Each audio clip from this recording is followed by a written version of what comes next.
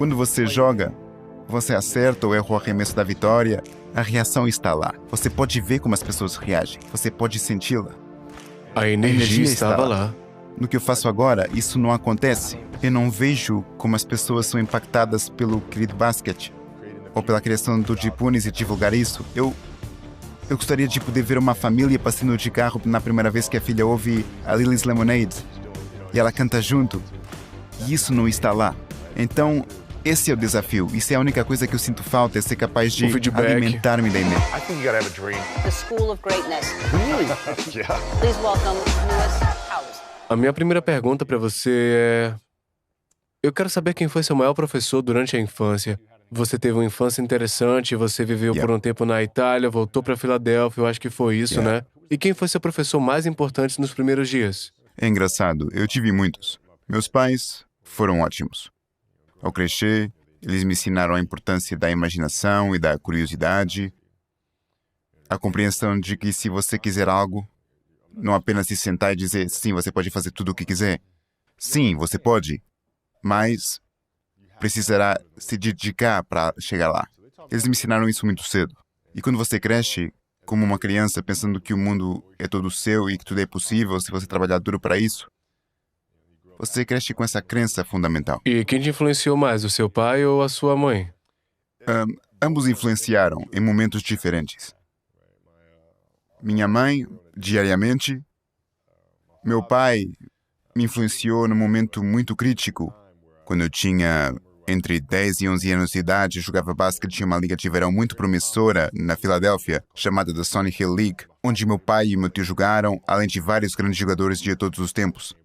Will Chamberlain jogou na liga, Earl Monroe jogou, e lá fui eu jogar e não marquei um ponto durante o verão inteiro. Sério? Nenhum. Quantos anos tinha? 11, 10, 11... E você jogou contra outras crianças da mesma idade, você nunca marcou? Nenhum. Você estava na quadra? Eu estava no jogo. Como você não marcou? Porque eu era terrível. Sério? Sim. Aos 10 assim anos? Foi. Horrível. Eu usava joelheiras grandes porque estava crescendo tão rápido e tinha meias até aqui com cano alto. Magrinho. Muito magrinho. E eu não acertei um lance livre, nada. Nem um tiro de sorte, nem uma bandeja de rebote, 0 pontos. Lembro-me de chorar e ficar triste com isso e meu pai me abraçou e disse, escute, se você marcar 0 ou 60, eu vou te amar, não importa o que aconteça. E isso é a coisa mais importante que você pode dizer a uma criança. Porque a partir daí, eu disse a mim mesmo, está bem, isso me dá toda a confiança do mundo para falhar. Tenho essa confiança. Mas, que se dane isso, eu vou marcar 60. Vamos lá. E de lá, apenas trabalhei. Fiquei com isso e continuei praticando. E foi aí que a mentalidade do trabalho duro surgiu em você, naquela idade, naquele verão, onde você falhou miseravelmente? Acho que foi aí que a ideia de pensar numa visão a longo prazo se tornou importante. Porque eu não ia igualar essas crianças em uma semana. Eu não ia chegar ao nível deles em um ano. Então foi quando me sentei e disse, ok, isso vai levar algum tempo. O que eu quero trabalhar primeiro? Muito bem, arremesso. Ok, vamos treinar. Vamos nos concentrar nisto. Meio ano, 6 meses, fazer nada além de arremessar. Depois disso, beleza, criei seu próprio arremesso. Eu comecei a criar uma série de jogadas. Quando voltei no verão seguinte, estava um pouco melhor. Eu imagino que você estava pensando agora tem um arremesso fora do garrafão, sim, fade tenho o meu away. arremesso de fora do garrafão, o tiro de 3 pontos, apenas arremessos sem marcação. Não perca tiro sem marcador. Ser capaz de arremessar com velocidade, porque essas crianças são muito mais atléticas. E no verão seguinte, voltei um pouco melhor. E no verão eu voltei, Você e pontuou, no verão seguinte eu estava um pouco melhor, eu pontuei. Não foi muito, mas eu pontuei. Foi com 12, 13... 12, 13. E então cheguei aos 14, metade dos 13, 14 anos de idade, e então eu estava dominando todo mundo. Isso aconteceu em 2 anos. E não esperava que acontecesse em 2 anos, mas aconteceu. Porque o que eu tinha que fazer era trabalhar os fundamentos e as bases, enquanto eles confiavam no atletismo e a sua habilidade natural. E porque eu me agarrei aos fundamentos, eu os apanhei. E então, os meus joelhos pararam de doer, eu cresci e...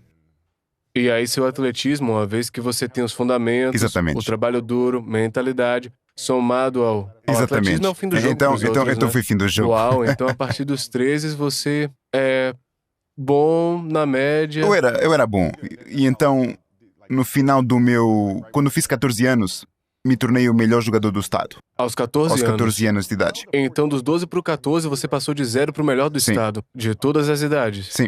Mas é simples. Se você fizer as contas e se pensar na frequência com que as crianças treinam, Eu digo isso para minha filha e para o time da minha filha, que eu sou treinador. É uma coisa matemática simples. Se você quer ser um grande jogador, se jogar todos os dias, 2, 3 horas, todos os dias, durante um ano, quanto você vai melhorar? A maioria das crianças joga talvez 1 hora e meia, 2 dias na semana. Pra Faça as contas. temporada. Não, você não vai conseguir. Não vai conseguir. Portanto, se você treinar obsessivamente 2 ou 3 horas por dia durante um ano, 2 anos, Você vai você dá acelerar, saltos quânticos, cara. Um acampamento de verão por 2 semanas faz a diferença. Eu lembro de jogar basquete na Sim, infância. sim, é visível. Você volta com mais confiança Sim. pra jogar no playground contra os caras que venciam você. Sim, e como digo aos pais dos meus jogadores, seus filhos vão ser ótimos jogadores de basquete. Eles dizem, a sério? Não É existe. matemática. É isso. Você apresente todos os dias. Apareça todos os dias, trabalhe. Mas você tem essa mentalidade mamba no seu livro que sai em breve. E como você desenvolveu isso? É uma bela história sobre Jay Williams, e eu não sei se você se lembra Sim. dele. Onde, de uma entrevista um tempo atrás, ele falou quando jogou contra você. Acho que uma das primeiras vezes ele disse: eu vou aparecer cedo na quadra para poder treinar bastante antes de qualquer pessoa. E aí então ele apareceu Yeah. na quadra, não sei se foi em LA, eu não me lembro, e você já estava lá, já Aham. arremessando lances livres, treinando fundamentos. Ele disse: eu vou ficar aqui até o Kobe ir embora. Depois de um tempo ele disse: Deus, 1 hora e meia, 2 Tenho de horas, ir. eu tenho que ir, eu tô cansado. E Kobe continuava arremessando lances livres e acertando e repetindo fundamentos. Certo. Ele disse: então a gente jogou aquele jogo, você foi brilhante. Ele veio até você e disse: cara, você ficou lá por tanto tempo e como fez isso? Isso foi o que ele disse. Eu sabia que você estava observando e Certo. queria mostrar que eu estava disposto a superar você. Certo. Algo nesse sentido, não sei se Sim, você sim. se lembra. Você se lembra disso? Eu me Legal. lembro. Oh, claro. E eu pensava como é poderoso essa mentalidade que você desenvolveu e... Eu não sei se você chama de mentalidade mamba, mas como você desenvolveu isso? E Bem, como começou? Começou no ensino fundamental e médio, porque muitos garotos contra os quais eu jogava eram dos bairros pobres. Eles me olhavam como se fosse um garoto mole. Era dos bairros nobres da Filadélfia. Seu pai jogou na NBA, jogou profissionalmente, fácil. tem tudo fácil. Eu nasci em todas essas coisas. Senti que eles podiam tentar ser físicos ou me intimidar e fazer essas coisas, o que eles podiam. Aí eu dizia, ok, você está tentando me intimidar, como eu vou intimidar você? Como posso descobrir alguma maneira de acabar com você mentalmente? Como te posso mostrar que, não, eu tenho a vantagem? E foi assim que começou para mim. Descobrir como ter vantagem sobre o adversário dessa E forma. o que você faria para abalar psicologicamente seu adversário? Bem, eu tinha um acampamento que eu costumava frequentar, e naquela época, quando eu fui pela primeira vez, eu estava no 2º ano. E uma das coisas que eu fazia, quando todos os outros estavam no refeitório, comendo e fazendo outras coisas, eu ia para a academia. Eu ia para o ginásio. Quer dizer... Estavam descansando, estavam comendo. descansando, eles me viam sair. Aí você fica numa posição complicada, porque pensa, eu quero ser igual. Se seguisse ele e fosse treinar, mas sei que ele está trabalhando, ele acordou cedo, está fazendo Uau. tudo isso. Então, essa foi a minha maneira de mostrar a eles que sim, que eu posso ser de um bairro nobre, mas você não vai trabalhar mais do que eu. Uau. E você é muito mais forte mentalmente. Alguém te ensinou isso ou você mesmo que criou? Tipo, vou entrar na cabeça das pessoas. Acho que é apenas encontrar maneiras de ser melhor e ganhar o jogo. Começou como um mecanismo de defesa, porque eram eles que falavam mal de mim. O garoto de Itália, blá blá blá, e diversas coisas. E eu não podia deixar, eu tinha que me defender. E depois acabou por se transformar em algo divertido. Eu posso dizer algumas coisas divertidas, sim. E em italiano. É em italiano. Yeah. E é interessante porque eu nunca fui superdotado fisicamente. Eu sempre fui muito bom, mas eu nunca fui também o mais rápido, o mais alto, o mais forte. Mas eu lembro que a minha vantagem era: eu não vou pra festa, eu não vou Certo. beber álcool, eu nunca fiquei bêbado, Certo. porque eu pensava, eu preciso de cada minuto. Enquanto os caras eram melhores que eu, estavam na festa, bebendo e ficando de ressaca, eu pensava em ficar mais focado e ter uma visão de futuro. Mas eu não acordava 4 da manhã, como você fazia. Bem, é interessante, porque quando eu jogava, uma das coisas que eu tinha que aprender era tirar o melhor dos meus colegas de equipe. E a maioria das pessoas pensa que é uma coisa simples, passe-lhes a bola. Mas não é assim que se fazem os homens melhores. Você tem que realmente Como influenciar é o feito? comportamento deles. Então, eu diria aos caras, temos jogos seguidos, não me importa se estamos em Miami. Quais outras coisas você faz para elevar o nível dos seus companheiros de time? E também, Ahn, o que você acha que bem- isso pode ser aplicado nos negócios ou em outras equipes? Acho que você tem que ouvir e prestar atenção ao que os seus colegas ou companheiros de time estão dizendo, o que os impulsiona, motiva e o que os estimula. Uma das minhas favoritas, Pau odeia toda vez que conto esta história, ela odeia isso. Nós perdemos para os Celtics em 2008 e foi uma série extremamente física, eles nos pancaram. E então fomos para as Olimpíadas naquele ano, acabamos jogando a final contra a Espanha e vencemos. Então começamos novamente a pré-temporada e Pau aparece no primeiro dia dizendo: tem a minha medalha de ouro Oh, pendurada no seu não. cacifo. E a única coisa que ele realmente ama é o seu país. Claro. Isso é tudo para ele. Isso deixou ele louco. Oh, Eu meu disse: Pau, Deus. escute. Ele disse: você é um idiota. Eu retruquei: escuta, Pau, você perdeu para os Celtics, perdeu para nós a medalha de ouro.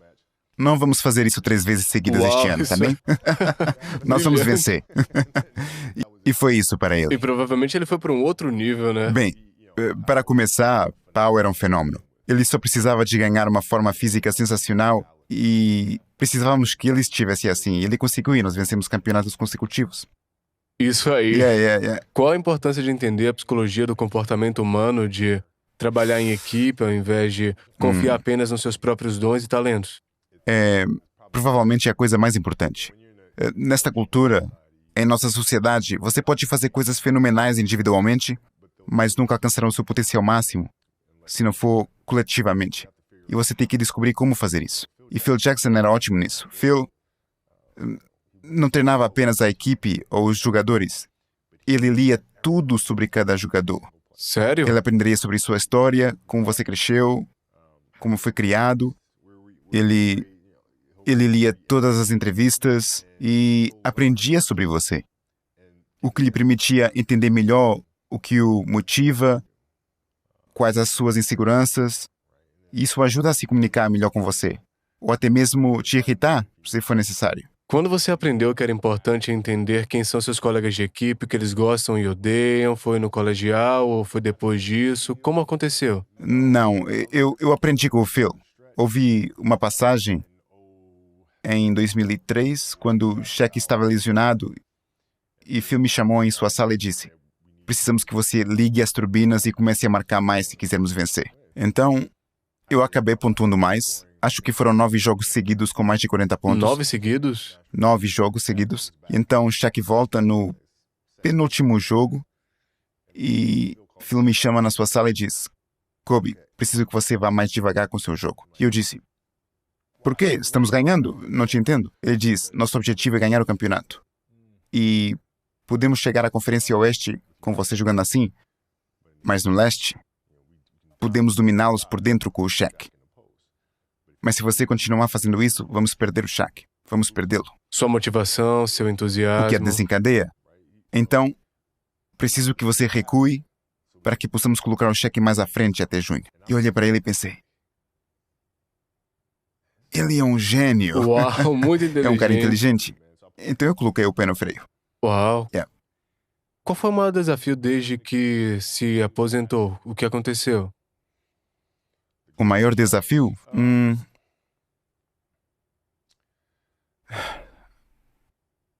Eu acho que é... Você ganhou um Oscar, tá lançando podcasts, programas, tem um livro para lançar. Yeah. Mas é diferente. Estávamos falando sobre isso no escritório no outro dia. Quando você joga, você acerta ou erra o arremesso da vitória, a reação está lá. Você pode ver como as pessoas reagem. Você pode senti-la. A energia A tá energia lá, né? está lá. No que eu faço agora, isso não acontece. Eu não vejo como as pessoas são impactadas pelo querido basquete ou pela criação do Jipunes e divulgar isso. Eu gostaria de poder ver uma família passando de carro na primeira vez que a filha ouve a Lily's Lemonade e ela canta junto. E isso não está lá. Então, esse é o desafio. Isso é a única coisa que eu sinto falta, é ser É a capaz de avaliação, né? alimentar-me da A reação energia. instantânea que você Sim. tem quando acerta um arremesso, ganha ou Sim, perde. sim, cara. Tanto faz como você se sentisse Sim, perfeito, né? sim. Sim, isso é a única coisa. Porque eu também passei muito tempo com mentores. Já estive nos estúdios da Pixar e da Uau. Disney, eles têm sido absolutamente maravilhosos, a animação da Disney. E eu conversei com eles sobre a Frozen, a Moana, e como as crianças gostam delas, e eles dizem sempre, oh, isso é incrível, porque eles nunca têm a chance de ver isso de verdade. Eles não Eles são... estão vendo no cinema como... Não, e eles não têm tempo para ir à Disneylândia, passear pelo parque e ver quantas famílias estão aproveitando o conteúdo que criaram, porque estão ocupados criando a próxima. Criando, Sim, então essa é a única coisa. E qual o maior desafio para a maioria dos atletas quando eles se aposentam? Acho que é o medo de recomeçar, e isso com certeza estava presente em mim também. Sério? Sim, Tipo porque- de identidade... Bem, é começar do zero, porque quando você joga por 20 anos, eu joguei por 20 anos, você chega a um certo nível, você sente que, espera um minuto, eu tenho que recomeçar na base de uma montanha e tentar subir até o topo dela. Antes de mais, que montanha estou escalando? Nem sei o que vou fazer daqui para frente. E é muito assustador.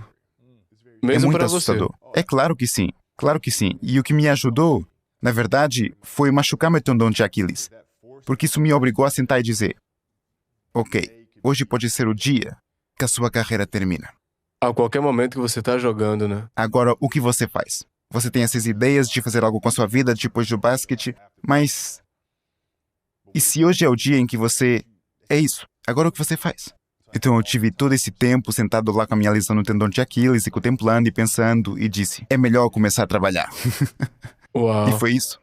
Qual foi a visão que teve, então? Era o que está fazendo agora ou você teve outras ideias? Qual era a sua visão naquele momento? Eu me debati no início, porque a primeira pergunta que me fiz é a pergunta errada. É, qual é a maior indústria em que eu posso entrar? Era mais uma questão de grana ou... Sim.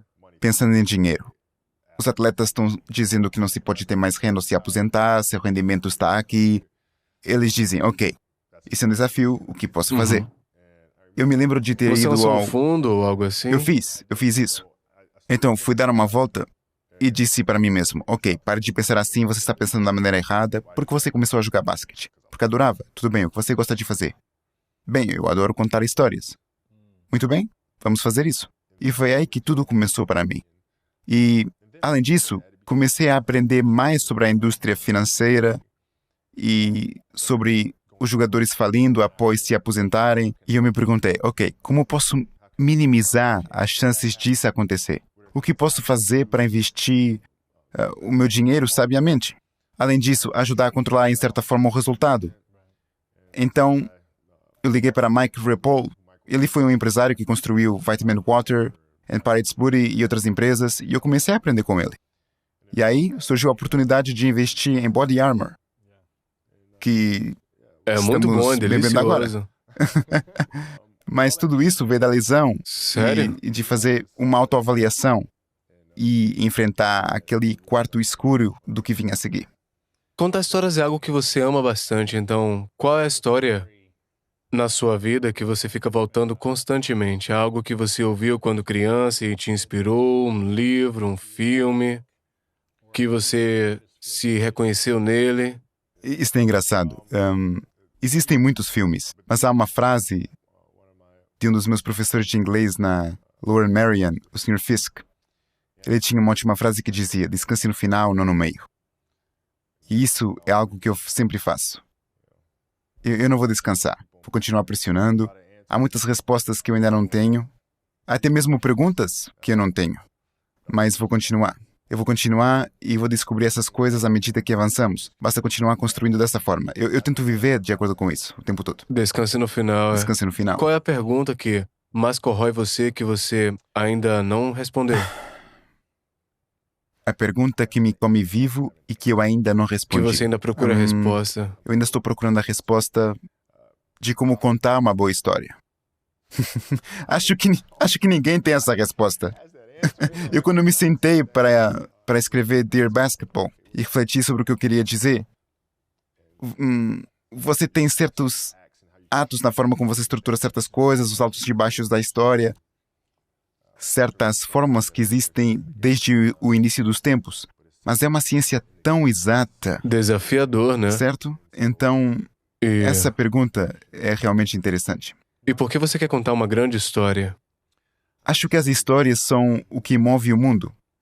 Seja uma história inspiradora ou informativa, nada neste mundo se muda sem uma história.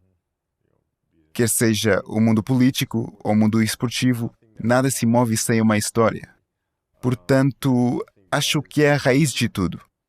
E se vamos tentar fazer do mundo um lugar melhor, as histórias são o lugar certo para concordo. começar. Mas a maioria das pessoas não entende. Meu último ano, as pessoas vinham até mim e diziam: o que você vai fazer? Eu dizia: eu vou ser um contador Sério? de histórias. E eles diziam: ficavam, "Você tá está falando bem, o quê, cara. Então, que é que tu vai fazer o que de vai verdade?" acontecer? O que vai acontecer quando você se aposentar é que vai passar uma semana de depressão.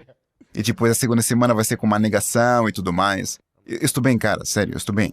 Porque depois de um tempo eu me cansei disso e disse apenas: não sei, eu vou jogar golfe ou algo assim. Só falar uma mentira, né? Não vou fazer nada. Vou investir em imóveis. Não importa, não vou fazer nada, vou apenas descansar. Qual é a sensação de perder pra você? É emocionante, Por que emocionante? porque significa que você tem maneiras diferentes de melhorar. Há certas coisas que você pode descobrir, das quais pode tirar vantagens, certas fraquezas que foram expostas e que você precisa fortalecer. Portanto, é emocionante, quer dizer, é horrível perder. Mas, ao mesmo tempo, há respostas, se você olhar para elas. Você tira mais conhecimento da derrota do que da vitória, né? Sim, as respostas também estão lá quando se ganha, basta olhar para elas. Portanto, é um processo constante. É emocionante quando você ganha e quando perde, porque o processo deve ser exatamente o mesmo nas duas situações. É você olhar para trás e encontrar coisas que poderia ter feito melhor. Você encontrar coisas que você realizou bem, que funcionaram, descobre por que e como elas funcionaram e como você pode fazê-las funcionar novamente. Mas o mais difícil é lidar com essas coisas. Esse é um desafio muito Então, quer grande dizer, e você se difícil. encara no espelho e diz, ok, foi assim que eu joguei, ou foi isso que aconteceu. Vou lhe dar um exemplo. Katie Lou Samuelson é uma das melhores jogadoras de basquete universitário do país. Ela joga na Universidade de Connecticut, vai se formar no próximo Logo, ano, né? muito em breve. Ela é de Huntington Beach, muito perto daqui, e vem trabalhar com algumas das minhas jogadoras e ajuda nos treinos. E elas tiveram uma temporada realmente difícil no ano passado. Perderam para Notre Dame nas finais. Isso mesmo. Muito Primeira difícil. derrota. Primeira em derrota. anos, né? Então, eu perguntei para ela: você assistiu o jogo de Notre Dame? E ela disse: não. Bem, por que não? Ela disse: eu não quero assistir. Eu digo: eu sei que você não quer, mas você vai jogar contra Notre Dame este ano, não vai? Sim. Quais são as chances de você enfrentá-los novamente na final? Ela disse: bem, provavelmente as enfrentaremos. Eu digo: bem, você não pode chegar para o jogo e não saber por que perdeu aquele anterior?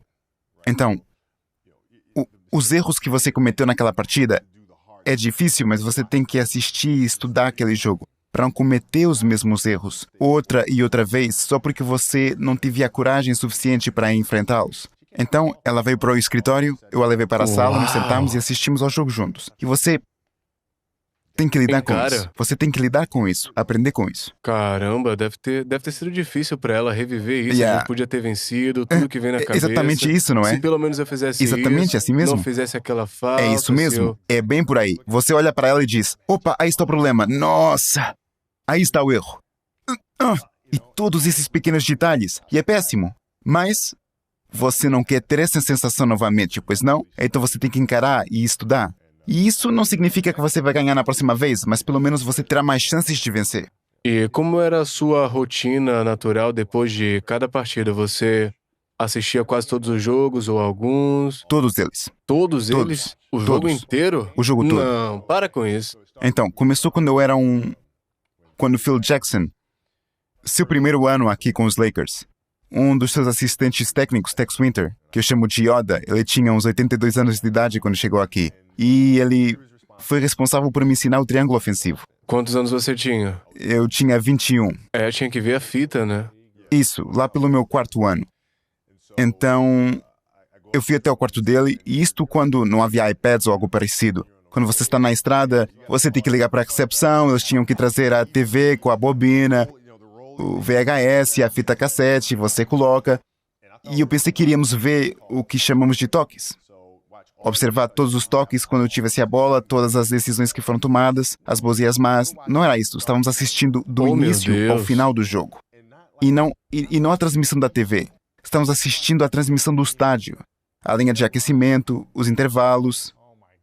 Sim, rebobinando, parando, avançando em câmera lenta. Cada pequeno detalhe de cada jogo daquela temporada.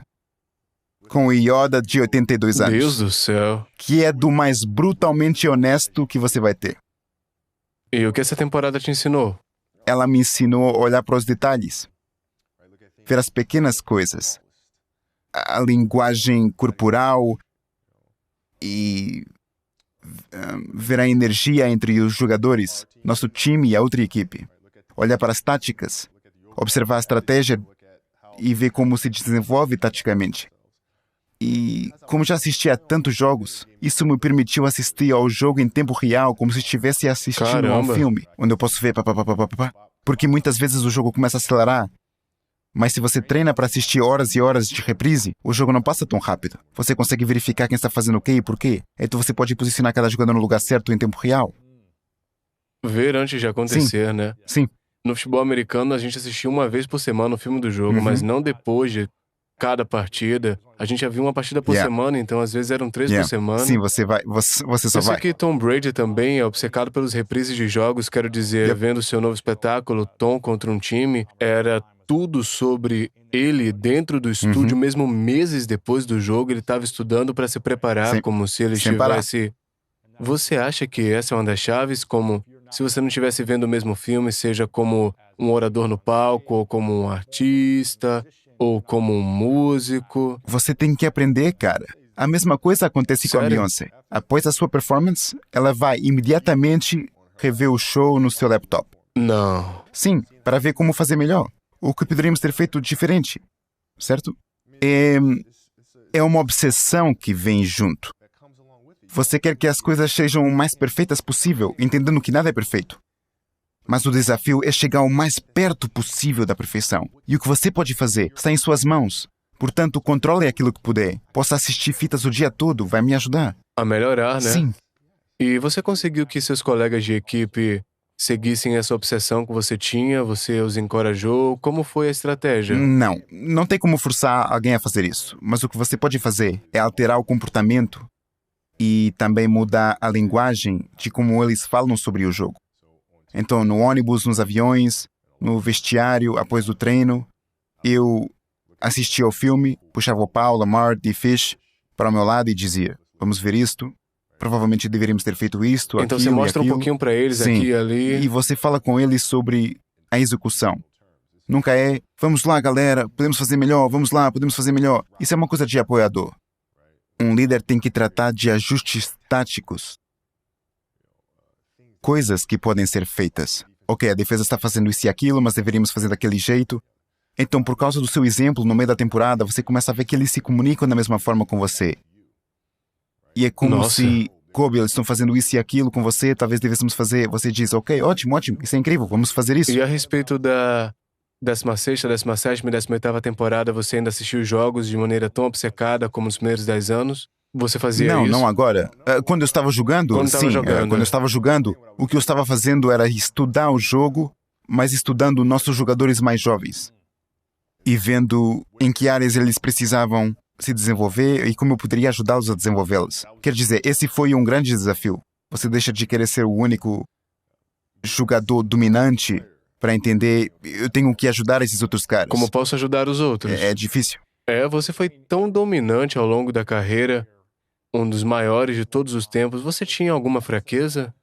Porque, obviamente, você estava sempre tentando dominar suas fraquezas para que se tornassem pontos Sim. fortes, mas no meio, perto do fim, você ficou tipo, caramba, eu ainda não sou tão bom nesse fundamento aqui.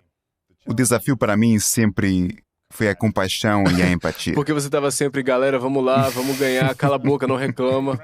Eu não quero ouvir as suas reclamações. Eu não sem quero ouvir desculpas. isso. Não me diga que a água está agitada, apenas traga o barco. Eu não quero ouvir isso. E é engraçado, entendendo que estes caras têm vida fora daqui. Tem outras coisas Tem outras coisas acontecendo na vida deles que podem afetar a maneira como estão jogando, ou a maneira como estão agindo. E foi difícil para mim entender isso, porque nada me incomodava. Qualquer coisa pessoal, nada disso me E incomodava você quando eu separou, jogava. Muito bem. Portanto, eu não conseguia entender como os meus colegas de equipe não conseguiam fazer isso. Então eu tive que trabalhar esse aspecto. Isso é difícil, Sim, né? é. Você sente que nunca teve a compaixão que você gostaria de ter tido, mesmo nos últimos anos?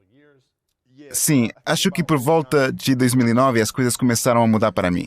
Eu comecei a fazer um esforço consciente para entender melhor. E isso não significa que você tenha compaixão e empatia para ser mais brando com eles.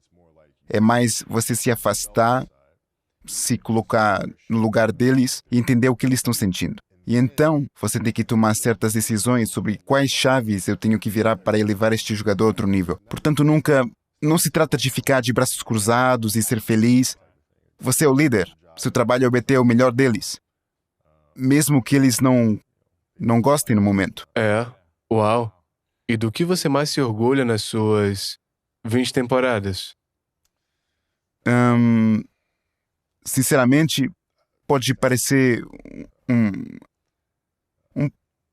pode parecer um pouco superficial, mas tenho que dizer vencer os Celtics no jogo 7. É disso que mais me Por orgulho, quê? porque foi o mais difícil. Você estava jogando contra Rajon Rondo, Paul Pierce, Kevin Garnett, Todas as estrelas. Ray né? Allen e você sabe, era eu, Paul e os jogadores que outros times não queriam. E como descobrimos como grupo o que fazer. E a razão pela qual eu gosto tanto dessa série é que estávamos perdendo por 3-2 contra Boston. E tínhamos 2 jogos em casa. Lembro de estar sentado no vestiário após tomarmos uma surra naquele jogo, por isso estávamos sentados no vestiário e estava muito, muito silencioso. Estou ali sentado olhando em volta e acabamos de perder para os Celtics em 2008, então isso é como vingança, eles estão nos vencendo novamente. Então eu me sentei e comecei a rir. E depois lembro que Derek Fisher olhou para mim e Lamar olhou para mim e Lamar disse, o que é engraçado? Eu disse, cara, nós levamos uma surra. Eles nos pancaram. Eles dizem, eu estou perdendo a parte em que é engraçado. Eu disse, cara, escute, se começarmos essa temporada e eles disserem, tudo o que você tem que fazer é ganhar 2 jogos em casa e você será campeão da NBA, você aceitaria isso? Eles dizem, sim, é tudo o que temos que fazer. Vá para ganhe casa, 2. ganhar 2, somos campeões da NBA. Tudo o que temos que fazer é ganhar 2 jogos seguidos, é isso. Nós cuidaremos do primeiro jogo e prometo que eles não vão ganhar o jogo 7 em nossa casa. Isso não vai acontecer. Então todos rimos. E saímos e descobrimos. Mas aquele 7º jogo foi... Nós perdíamos por 15 pontos no 4º período. E é quando você tem que olhar para os companheiros coletivamente e dizer, seu espírito de equipe tem que ser bom. Porque é aí que as equipes se fragmentam. E se não tiver energia entre eles e não tiver essa confiança, você está acabado. E podemos juntos cavar fundo e dizer, ok, vamos resolver isto. E eu não estava jogando bem, eu não estava fazendo nenhum cesto. E então meus colegas de equipe... Eles o puxam, né? E eles te ajudam também, cara. Sim. Olha, eu quero ser respeitoso com o seu tempo. Eu sei que a gente tem 5 a 7 minutos. Eu vi no Instagram que você se levanta às 4, sozinho, no escuro. E, novamente, você teve uma das carreiras mais incríveis possíveis de todos os tempos. Teve tudo, ganhou grana. Você tem um Oscar, cara. Você tem todas as coisas acontecendo e ainda tá acordando e indo pra academia 4 da manhã pra fazer exercícios. E você acabou de fazer 40, Sim. né? Meus parabéns. Obrigado. Espero chegar tão bem aos 40 como você. E por que continuar acordando tão cedo e treinando nesse nível, nessa idade? Bem, há vários fatores para isso. Quando me aposentei, pela primeira vez fiquei um pouco mais Sério, solto. você Sim. começou Foi a comer, incrível. Eu estava... aproveitou todos os dias. Deus, eu estava comendo o quê? Tarte de maçã? Mande vir. Bife? Manda pra cá. Batidos? Sim. Vamos Com a isso, vamos a certeza, isso. manda. Então o desafio foi, posso voltar na forma? E é realmente difícil, porque não há um objetivo final. Não tem Não há jogo, treino não para tem nada. temporada. Certo? Então como você se motiva Como a fazer fez isso? Como você se motiva? E para mim, era como se eu tivesse que apontar para algo. Por isso eu disse, eu quero apontar para um tamanho, eu quero apontar para um volume, portanto isso é algo tangível, eu vou nessa direção. Mas também são os meus filhos. Porque seus filhos não conseguem ver o quanto você trabalha duro. Se você for ao escritório ou entrar no estúdio, eles realmente não veem o esforço. Então como podemos transmitir aos nossos filhos o que significa trabalhar duro? Bem, você faz através do treino. Assim, quando eu me levanto de manhã, a minha filha vem comigo. 4 da manhã? Às 4 da manhã, minha filha de 15 anos vem comigo. Uau. Ela vem comigo antes da escola e isso torna uma coisa de pai e Isso filha. é ótimo. Ela acabou de tirar sua licença, então ela dirige pela manhã. Isso se torna um momento legal. Mas através desse processo, ela compreende o valor do trabalho duro e das coisas levarem tempo. E o mesmo com a minha filha de 12 anos, ela treina todos os dias. E é através desses comportamentos que eu encontro a motivação. E o que te traz mais felicidade nesse momento? Estar com a minha família. Sério? Cara, isso é o mais divertido. Você sabe, ficar com eles durante todo o verão, ser capaz de fazer coisas que normalmente não seria capaz de fazer por causa dos treinos, por causa das estações do ano e coisas assim. Estar perto deles e ver a Bianca crescer, porque eu perdi muitas coisas com a Natália e a Gianna, porque estava jogando. Então estar junto todos os dias com elas é muito divertido. Portanto, isso me traz a Isso é maior incrível. alegria. O que é a sensação do amor pra você? Com meu amor...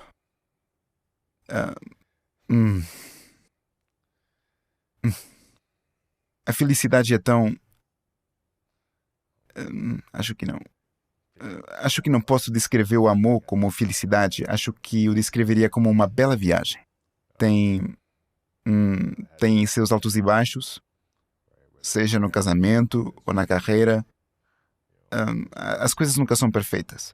Mas através do amor, você continua perseverando e se passa por elas. Você passa por elas. E então, depois da tempestade, surge um lindo sol. E, inevitavelmente, vem outra tempestade. E adivinhe, você passa por essa também.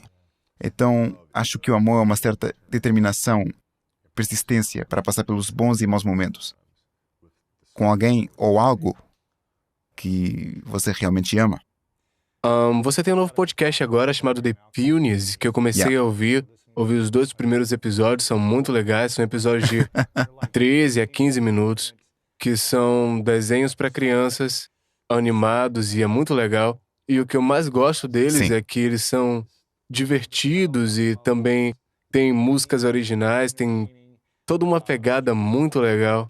Tem todos esses personagens diferentes. Você ensina história de uma maneira divertida e eu gostei da última, onde você fala sobre a história para que a gente não se repita em nossas vidas. E você dá lições de como superar o fracasso para crianças, as inseguranças, os desafios que a gente enfrenta, e eu acho que isso é muito bonito. Eu queria que você falasse um pouco sobre isso. Sim, então, The Punis surgiu de... temos a nossa tradição familiar de ver se brincar o bicho morde todos os 4 de julho. Cara, esse é o melhor filme, cara. É o máximo. Muito bom, É a melhor coisa. caramba. Sim, eu sei, é o melhor. Muito bom. Cara, vamos lá. Então, esse é o nosso ritual Oh, meu familiar. Deus, que filme Todo 4 de bom, julho, se brincar o bicho morte. E depois que vi o filme, disse pra mim mesmo, precisamos de um novo filme esportivo como este. Então comecei com um brainstorming, mas não surgiu nada que eu realmente gostasse. E então, no dia de ação de graças, nosso outro ritual é assistir Charlie Brown, o canteiro de abóbora. Então nós assistimos a isso e então eu disse, uou, espere um minuto, vamos colocá-los juntos. Coloque-os juntos. Uau. E eu já havia escrito algumas histórias individuais para Ponte Pit e Bibi. Dois E assim, dos personagens dois do The Punis, personagens né? do The Punis. E eu disse, bem, vamos combiná-los. E a partir daí, foi quando The Punis começou -se a concretizar e eu comecei a pensar sobre os personagens e o porquê este show precisa existir e quais são as mensagens mais profundas que precisamos passar, que conscientemente você pode não observar, mas que você pode sentir e perceber. E foi aí que comecei a construir o show. E você faz parte de todo o processo, ajuda a escrever o roteiro, você Então junta temos tudo. um grande jovem produtor que começou aqui há 3 anos, quando ainda estava na Universidade do Sul da Califórnia, que Melhor chama escola de cinema, né? a melhor escola de cinema. Então, nós trabalhamos juntos no projeto de cada episódio. Então, delineamos cada episódio, os pontos da história, e depois encontramos um grande escritor chamado John Haller, que é um grande escritor. Nós lhe demos o esboço e ele o tornou 1000 vezes melhor. Uau. E eu dirigi cada episódio Você e... faz toda a supervisão, lê os roteiros. Sim, eu dirigi. Então, o outro desafio foi encontrar grandes atores. Dublagem é totalmente Sim. diferente. Sim, é uma forma de arte desafiadora. Você tem que ser capaz de se Uma comunicar muito essência, com uma a energia sua com a voz. voz, é. Sim. Assim, o truque era encontrar atores que não tivessem perdido aquela pureza infantil. Eles ainda podem, sim, imaginar como crianças no parque e brincando. E quando os encontramos, eles realmente deram vida aos personagens. E agora aqui estamos nós com o The Punis, cara. É inacreditável. Eu quero que vocês façam um download agora mesmo e se inscrevam. The Punis no Apple Podcasts, Spotify, em qualquer lugar Sim. onde tenha podcast. Muitos pais escutam esse programa, então baixa e escuta no seu carro. E me faça um favor, pega o vídeo dos seus filhos no carro e manda pra mim, ou marque um Instagram do Kobe também. Pode mandar pro Instagram, marca lá, é o @KobeBryant. Sim. Sim, por favor. Isso Porque seria incrível. Isso é incrível, vai dar uma ótima Oh, resposta. Deus, isso seria Ver incrível. como as crianças reagem, né? Mais uma vez, por favor, não filme e dirija, peça pra outra pessoa filmar. Sim. Ou então bota uma GoPro e grava. Dura cerca de Sim. 15 minutos, levando o filho pra escola. É Ou assim. leve-os ao parque também. Nós o fazíamos ao sábado. Todo sábado é um novo episódio, porque o sábado é geralmente o dia em que nós, pais, levamos nossos filhos a diferentes Pra eventos piscina, esportivos. playground, Sim. pro parque. É por isso que cada episódio tem que ter entre 12, 15 e 16 minutos de duração, porque esse é normalmente o tempo da viagem. Às vezes pode ser mais longo, e nesse caso você pode reproduzir vários episódios, mas é algo que você pode ouvir a caminho de um evento. São como um mini episódio de Frozen Moana com Sim. músicas originais e todas essas coisas. É bem legal. Façam download, mais uma vez, grava o vídeo, marca o Kobe no Instagram. Você tá frequentemente no Instagram? Sim, estou no Instagram. Marque ele. Especialmente a Lily's Lemonade. Ouça a Lily's Lemonade. Eu adoraria ver as crianças lá fora tentando cantar a canção da Lily's Lemonade. Eu amo isso. Espero que a gente tenha muitos vídeos pra você. Seu livro sairá em outubro, chama-se Mamba Mentality. Você quer falar sobre isso? Bem, o livro Mentality é realmente sobre o processo e a construção. Eu dividi o livro em 2 secções. O processo é realmente sobre o processo de preparação, através de lesões, da recuperação, através do estudo do jogo. Então, o ofício é o desempenho real e as táticas. Portanto, muitas coisas que aprendi sobre o jogo foram através de imagens. Você pode olhar para uma foto Fotos, e ver incrível. um jogador que faz um movimento, olha para o ângulo dos seus pés, vê como está usando as suas mãos na defesa. Eu posso realmente ir até o menor detalhe por meio disso. E é isso que você verá neste livro. É realmente uma bíblia do basquete. Mas também a Bíblia do seu mindset, né? Sim. Bem, você verá como eu divido as coisas, como eu olho para as coisas até ao mais pequeno detalhe. E essa é a melhor maneira de entender como ter esse tipo de mentalidade, fazer perguntas e depois encontrar as respostas. Isso te levará a mais perguntas e você encontrará mais respostas. E Eu é amo isso. Que isso. o livro Compre é. o livro. Você pode fazer uma pré-reserva agora mesmo. Faça o download do The Punis. Siga o Kobe nas mídias sociais. E a última pergunta é: qual a sua definição de grandeza? Eu acho que a definição de grandeza é inspirar as pessoas ao seu redor. Acho que é isso que é a grandeza, ou que deveria ser. Não é algo que vive e morre com uma pessoa. É como você pode inspirar uma pessoa a inspirar outra pessoa, que por sua vez inspira outra pessoa. E é assim que você cria algo que dura para sempre. E esse é o nosso desafio como pessoas, é descobrir como a nossa história pode impactar os outros e motivá-los a criar a sua própria grandeza. Caramba, eu quero te agradecer novamente porque você é uma verdadeira inspiração de verdade para muitas pessoas. E Obrigado, eu irmão. te aprecio muito como ser humano que você é. Muito Te obrigado, agradeço, tamo amigo, junto. te agradeço. Somos ensinados a ir para a escola, a obter um diploma para conseguir um emprego e subir a escada corporativa. Mas as pessoas ricas não fazem isso. Elas não trabalham para subir a escada corporativa, elas trabalham para dominá-la.